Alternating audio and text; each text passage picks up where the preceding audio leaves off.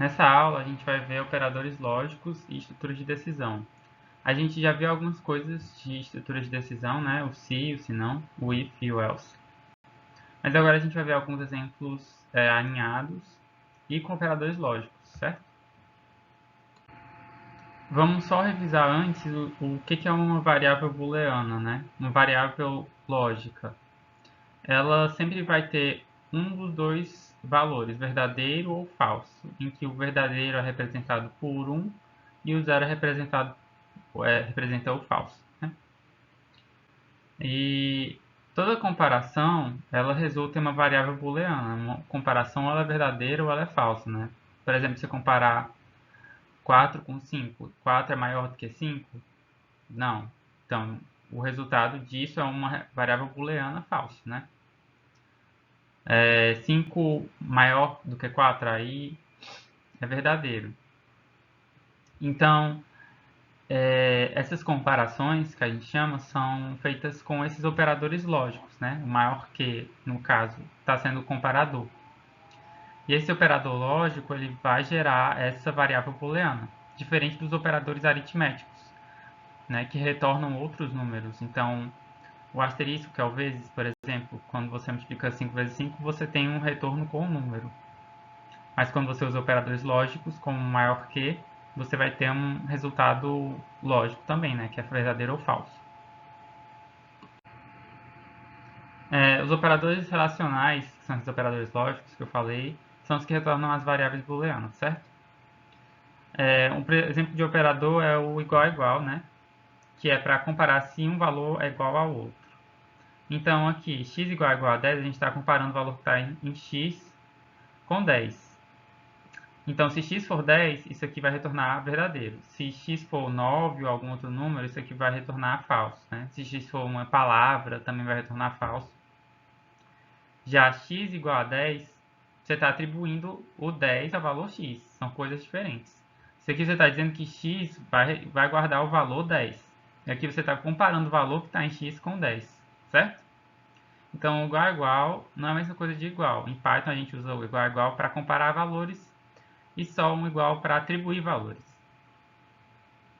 Outro operador é o de diferente, que é o exclamação igual, que é para comparar se um valor é diferente do outro. Então, se a gente tiver colocado, sei lá, x igual a 9, e a gente fazer a comparação de x exclamação igual a 10, a gente está comparando o valor que está em x com 10. 9 é diferente de 10? Sim. Então, isso aqui vai retornar true, né? Vai retornar verdadeiro. Mas se x fosse igual a 10, isso aqui ia retornar falso, porque 10 não é diferente de 10. Outras comparações a gente já viu, né? O maior que, o maior ou igual que, o menor que e o menor ou igual que. Chegamos nos operadores lógicos, porque o que a gente tinha visto, na verdade, são operadores relacionais, certo? Os operadores lógicos são para comparar duas expressões lógicas, né? Uma expressão lógica é, sei lá, x menor do que 10 ou, sei lá, y maior do que 3. São expressões lógicas. Vou até anotá-las aqui. Eu quero que x maior do que 10 e y menor que 3, né? Se eu quero que ambas essas expressões lógicas sejam verdadeiras e para acontecer alguma coisa, eu posso usar o operador AND, né, que é o I. Se x maior do que 10 e y menor que 3, vai acontecer alguma coisa. Se eu quero que pelo menos uma dessas coisas seja verdadeira, eu posso usar a expressão lógica OR, né, que é o OU. Se x for maior do que 10 ou y menor do que 3, vai acontecer alguma coisa. E eu posso querer que alguma das expressões não seja verdadeira, né? Eu não quero que x seja maior do que 10, né? Eu uso o not. Se x não for maior do que 10. Aqui a gente tem uma tabela verdade para mostrar quais seriam os resultados da minha expressão completa, né? Com o operador lógico. Só para mostrar para vocês como funciona, né? Se eu quiser que o x seja maior do que 10 e o y menor do que 3, como eu falei, eu uso o AND. Se ambas as expressões forem verdadeiras, o resultado é verdadeiro. Mas se pelo menos uma das expressões for falsa, digamos que y não é menor do que 3, y é maior do que 3, ou x não é maior do que 10, x é menor do que 10, se alguma dessas forem falsas, o resultado final é falso. Ó. Diferente do ou. O ou eu quero que pelo menos uma das minhas coisas seja verdadeira. Então, x pode não ser maior do que 10, mas o x é menor do que 3, então é verdadeiro. Isso vai acontecer, certo? Só vai retornar falso quando ambas as minhas expressões forem falsas, certo? Então, a única maneira de entrar no falso é se x não for maior do que 10 e y não for menor do que 3, quando eu uso o ou. Aí vai retornar falso. O not, ele serve para você fazer o contrário, né? Então, eu não quero que y seja menor do que 3, eu uso not y menor do que 3. Se o valor for verdadeiro, o resultado vai ser falso. Se o valor for falso, o resultado vai ser verdadeiro, né? Então, se eu boto not y menor do que 3 e y é menor do que 3, então o resultado vai ser falso. Se eu coloco y menor do que 3, not y menor do que 3, y não é menor do que 3, então o resultado é verdadeiro, né? Porque eu usei o not ali. Eu vou botar um exemplo agora que talvez fique mais claro na cabeça de vocês. Nesse meu primeiro exemplo, temos que A igual a 7, B igual a 4 e C igual a 6. Né? Ele pergunta qual é o resultado. 1. A maior que B e B maior que C. A é maior do que B, A é 7 e B é 4. A é maior do que B. Isso aqui retorna verdadeiro. Então, essa parte aqui retorna true. Vou botar um Tzinho aqui. B maior do que C, B é 4 e C é 6, né? Então, isso aqui vai retornar falso, né? Porque 4 não é maior do que 6. Como eu estou usando o operador lógico i, o resultado disso aqui só vai ser verdadeiro, dessa expressão toda, só vai ser verdadeiro se todas as minhas expressões forem verdadeiras. Aqui a gente tem uma expressão falsa, então o resultado disso aqui vai ser falso. O resultado da minha expressão inteira. Ok? Deixa eu apagar aqui. Aqui vamos ter A maior do que B, que a gente já sabe que é verdadeiro, ou B maior do que C, que a gente já viu que é falso. Como eu coloquei o operador ou, basta uma das minhas coisas ser verdadeira, que isso aqui vai ser verdadeiro, né? Que é o true. Vou botar o T de true. O resultado é true, ok?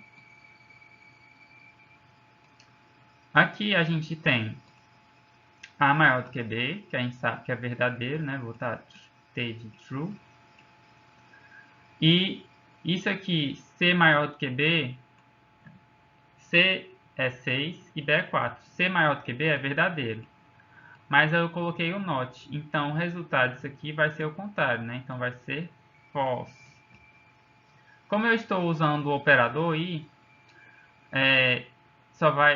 lembrando que o i só vai retornar verdadeiro se ambos os valores forem verdadeiros, e a gente tem aqui que um valor é falso, então o resultado dessa expressão toda vai ser falso, né? Porque a gente tem um falso nessa segunda expressão.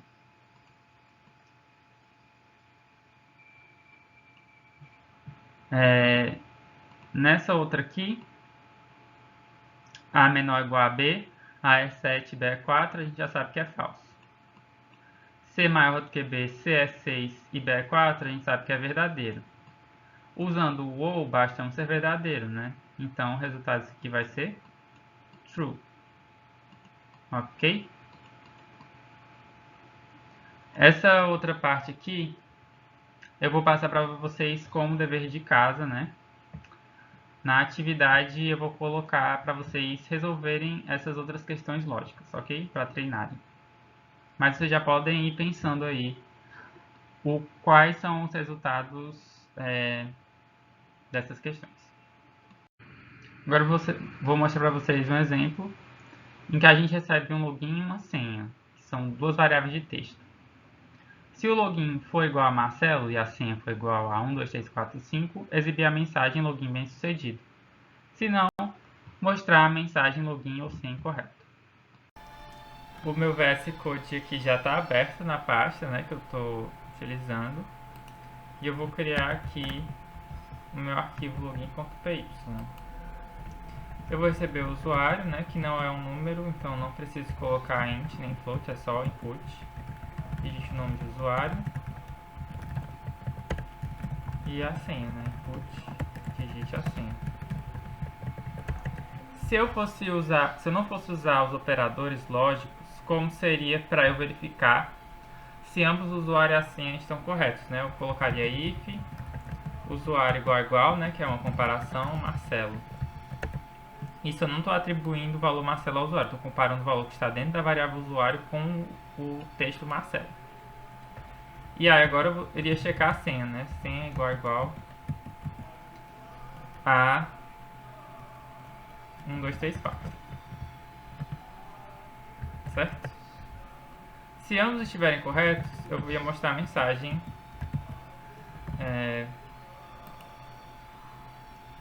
login bem sucedido.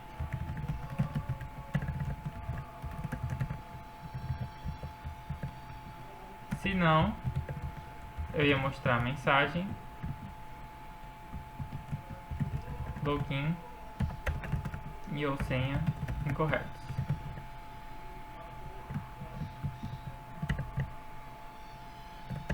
E eu ainda colocaria um senão, né? Se o usuário estiver incorreto, eu também tenho que mostrar login ou senha incorretos. Se eu usar os operadores lógicos, né, eu posso economizar bastante linhas de código, né? Porque eu posso colocar if usuário igual a igual a Marcelo e senha igual a igual a 1, 2, 3, 4, 5. E aí mostrar o login bem sucedido. Se não, login e ou senha incorretos. Então não precisaria escrever esse código todo, né?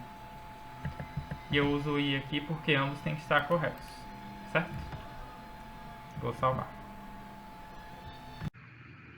Uma coisa importante nas estruturas de decisão é que muitas vezes nos deparamos com estruturas de se não alinhadas, certo? Então, para a gente não ficar colocando if, dentro de else, dentro de if, a gente também pode usar o elif, né? Que é o se não, após um if, que significa, na verdade, um se não se, né? Se uma coisa não é verdade, eu vou testar outra condição. Tipo, se estiver fazendo sol, lá fora está claro e o chão está seco. Se não, se estiver nublado, lá fora não está claro, mas o chão está seco, né? E o chão está seco. E se não, se nenhuma dessas outras coisas for verdade, lá fora não está claro e o chão está molhado, né? Porque está chovendo. Então, ele é parecido com o else, né? O se não. Mas você vai também, dentro do se não, checar outra condição novamente, né? Por isso que a gente chama de aninhado. Porque a gente só vai checar isso aqui se isso aqui for falso, certo? Vou mostrar aqui um exemplo para vocês do se identado, certo? Vou botar tempo.py e vou receber o tempo.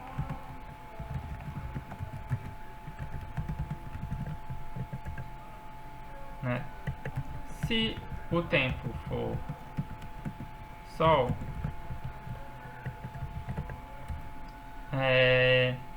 eu vou mostrar lá fora está claro e seco. Se não, eu só vou secar a condição se o tempo for chuva, né?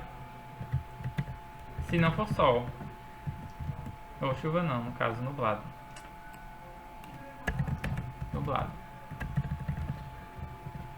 Lá fora está escuro e seco. Né? Por que que eu botei dentro do se não? Porque se eu só colocar assim, o if tempo nublado, né, embaixo, toda vez eu vou fazer essas checagens. E mesmo se o tempo for sol, o meu programa ainda vai ter que fazer essas checagens se não é nublado, né? Se eu coloco dentro do else, ele só vai fazer essa checagem se não for sol, né? Então já economiza um pouco do poder de processamento do seu computador. Ele só vai fazer isso aqui, essa checagem, que gasta poder processacional, né? Se a primeira não for verdadeira. E se não for nublado e nem sol, ele vai mostrar, ou seja, né, lá fora está escuro e molhado porque está chovendo. Se eu for usar os ifs, os elifs, né, que são os se não alinhados, você iria fazer assim: tempo igual a sol, elif, tempo igual a nublado, né? Eu não preciso colocar o if dentro do else, né? Eu coloco tudo no mesmo canto, porque ele só vai checar essa condição se a primeira não for verdadeira no elif, né? Eu não preciso colocar else e if, né? Eu já encurto as coisas colocando o elif. Entenderam? Então, é assim que a gente usa o elif. Um exemplo de aplicação é quando a gente vai usar equações de segundo grau, que é mostrar as raízes, né? Então, no exemplo que eu vou fazer, eu vou receber os valores de a, b e c de uma equação de segundo grau, y igual a x ao quadrado mais bx mais c. Se não houver raízes, eu vou exibir a mensagem não há raízes. Se tiver somente uma raiz, eu vou exibir a raiz, e se tiverem duas raízes, eu vou exibir as duas raízes, né? Então, são três casos que a gente tem, e aí a gente pode usar o elif, né? Aninhado. Vou criar o arquivo dessa questão, equação segundo grau, .y, e vou receber os valores, né? Tá, float, input, digite valor de a,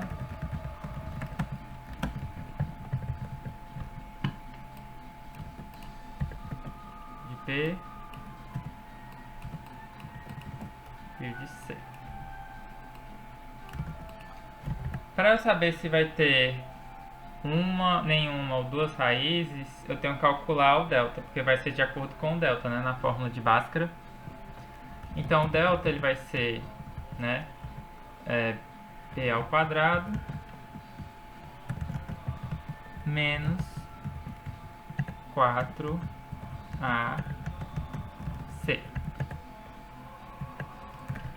Se o valor de delta for negativo, eu vou mostrar não possui raízes reais, não tenho que fazer o cálculo de nenhuma raiz. Se não, se o delta for zero, é porque só tem uma raiz real, certo? E aí a gente calcula essa raiz. Vou calcular aqui. A fórmula é menos b mais ou menos raiz quadrada de delta sobre 2a, mas como o delta é zero, então a gente pode ignorar a raiz quadrada de delta, né? Fica menos b sobre 2a. E eu vou mostrar a raiz da equação é x. Se não, existem duas raízes reais, né? Porque o delta é maior do que zero. Então vai ficar menos b. Vou colocar a primeira raiz como o mais, né? Mais raiz quadrada de delta, né? Que é delta elevado a meio. Tudo isso sobre 2 vezes a. E o x2, vai ser a negativa. A negativa não, né? O delta diminuindo. E aí eu vou mostrar as raízes da equação são x1 e x2. Vamos testar o programa então.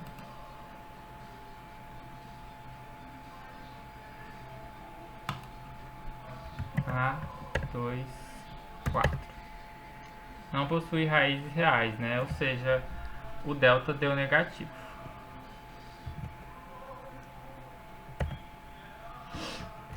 Deixa eu pensar aqui. 2, 4, 10. Ainda não possui raízes reais. Deixa eu só ver uma equação aqui. Equação de segundo grau.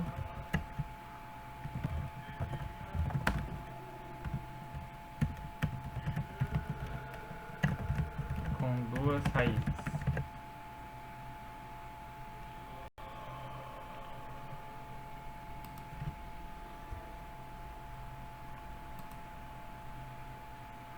Nove menos 12 e 4, né?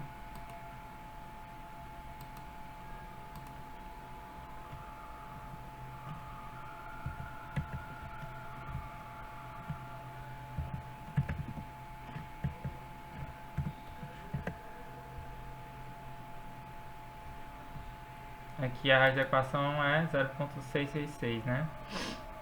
Porque o delta deu 0 e deu 2/3, exatamente. Com duas raízes, deixa eu ver.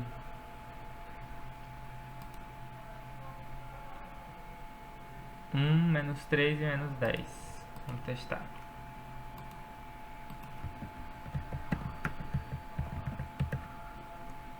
Deu duas raízes, 5 e menos 2. Correto.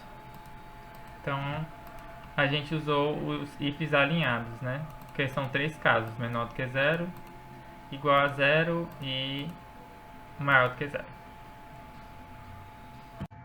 Na atividade, além da atividade lógica, tem 4 questões. A primeira é fazer a média de 3 notas de um aluno.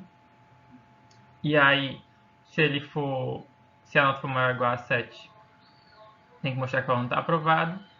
Se não, se a média for entre 4 e 7, né, o aluno fica de AF. E se não, se nenhuma das outras for verdade, ele é reprovado, né? E na segunda questão, você tem que fazer um programa que recebe 3 números e tem que mostrar o maior deles, certo? Para a terceira questão, você vai receber um orçamento de um projeto de pesquisa e a área de pesquisa do pesquisador, né, que é um texto, a área de pesquisa dele.